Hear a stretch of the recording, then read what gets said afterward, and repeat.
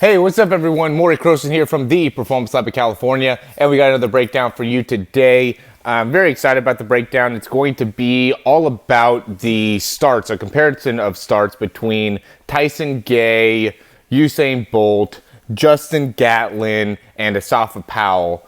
Four of probably the fastest overall sprinters that there are in the 100 meters, or at least for a while were at the top of their game. And so just to give a little bit of a comparison, I like all four of those guys just because there's a lot of difference in terms of size from each one of the guys. So Tyson Gay is a little bit smaller, Justin Gatlin's a little bit smaller. Asafa Powell's a little bit bigger than both of those guys. I'd say Tyson Gay is the smallest, and then obviously Usain Bolt is overall a pretty tall dude. So we'll get started first with Tyson Gay. So the thing that stands out here with Tyson Gay is we watch his start, and the reason I gave the whole thing from a overall size perspective is just so you can get an understanding of, as you're watching this, if you go into certain categories within the size, then maybe that could help you in better understanding what type of start that you could do, but I'll also give some explanation within body types and why each one of the guys have the different starts that they do. So Tyson Gay, we'll get started with him. The big thing that stands out with Tyson Gay, if we look at his overall body and his physique,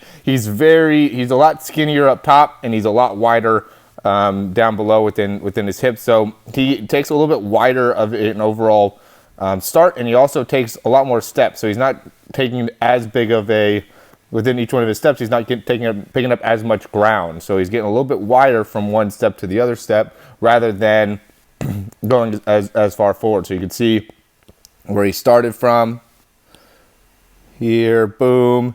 Then he goes to this next step, a little bit more on the side. A wider step is not really taking up a lot of ground there. And then you can see the next step here, also pretty far out to the side.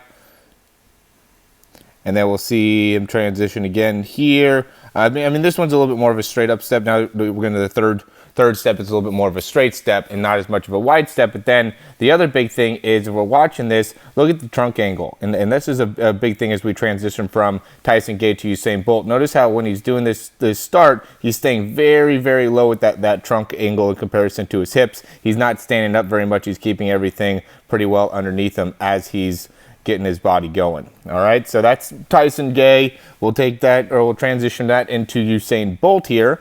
Okay, so Usain Bolt 6'5", a lot taller overall of a person. So notice how when he takes off, a lot more. See how his spine, how he rises up a lot more in that spine. He starts here, down lower. Sorry with that bright flash there, but he starts down at that same 90-degree angle, just like basically everybody starts. But then as he gets going, he gets a lot more spine extension and a lot more forward movement within his lower body. And that's just because if we look at him in terms of his body type, he's a lot more even all the way through.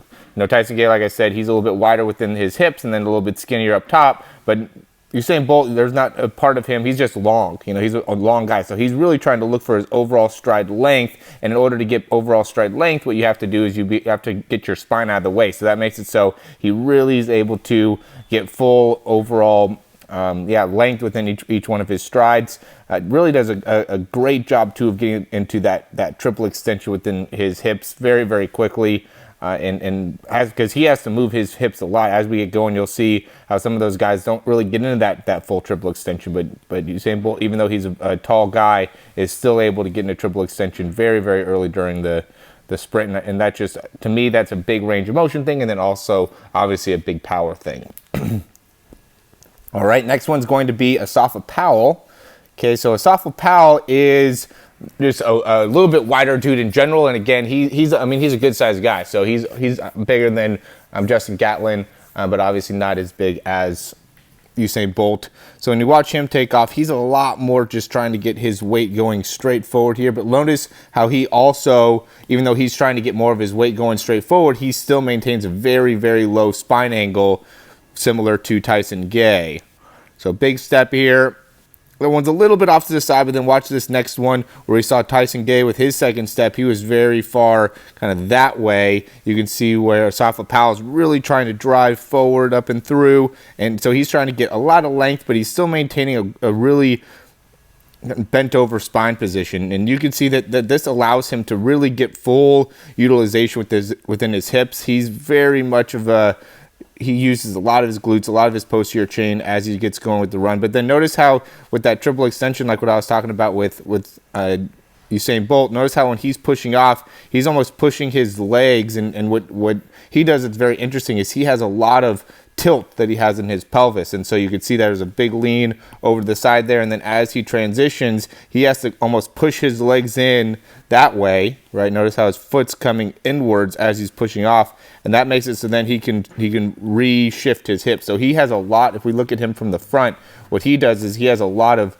or sorry, we got the video from the back, but when you watch him actually get going, see how much he's going side to side with his hips, how much his hips wiggle side to side as he's getting going, and that comes from a lot of range of motion there on the outside part of the hips, and again, a lot of power there on within the hip. So he's really able to utilize a lot of range of motion, both laterally, and so laterally would be side to side, and then also like transverse. So he's also able to rotate his hips there. So yeah, a lot of range of motion, a lot of internal and external rotation within the hips, which is from a track perspective actually very, very rare. I'd say a lot more guys don't have very much range of motion in the hips, but Asafa Powell, at least when he's running, he definitely does have a lot of movement going on within the hips. And then the last one here is Justin Gatlin. The thing about Justin Gatlin that I think that he could do is he'd be able to really get a lot faster if he, to me, was able to get his spine up a little bit more. He kind of stays,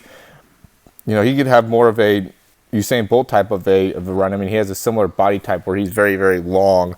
Overall, he doesn't really have like thick hips or thick shoulders or anything. He's just very, very powerful and has a lot of overall stride frequency.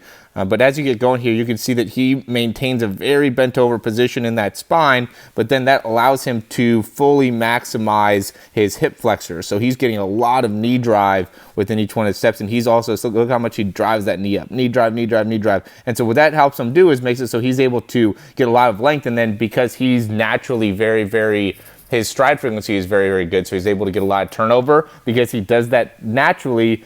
That makes it so as he's getting each one of the steps, he's able to push off very, very quickly. And he does a good job of getting his hips all the way through.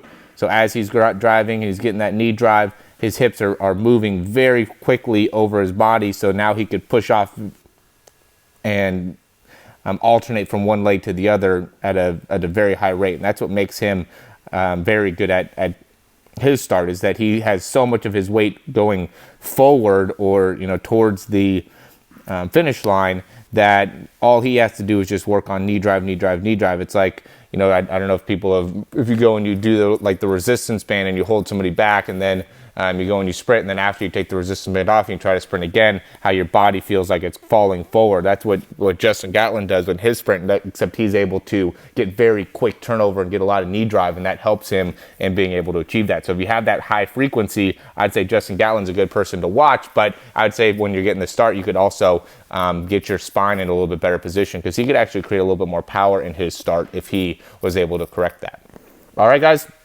As always, thanks for watching. I think this is going to be a very, very helpful video for any of you guys that are struggling to find out more information, how you can get your start a little bit better. As always, if you have any questions, you could always reach out to me, Morey at yourperformancelab.com. Also, drop a comment. Let us know if there's anything that you would like to see within our sprint mechanic videos. Any good advice. This video is actually given to us by, was recommended to us. So we want to be able to provide videos for you guys that can help you in performing better in your individual sport. And if you have any questions about our online program, we have links below. Go and check those out. We want to be able to provide as much value to anyone that we can in the world, and making it so you guys can run faster, throw harder, become less likely for injuries, and also help you if you have any rehab or anything like that. So yeah, guys, looking forward to hearing from you, and we'll talk soon.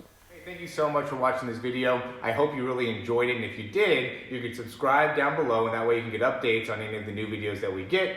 Also, if you want to, you can check out some of our other breakdowns for speed and throwing. We have exercises, also jumping mechanics videos, a lot of great stuff within our channel. Hope you enjoy.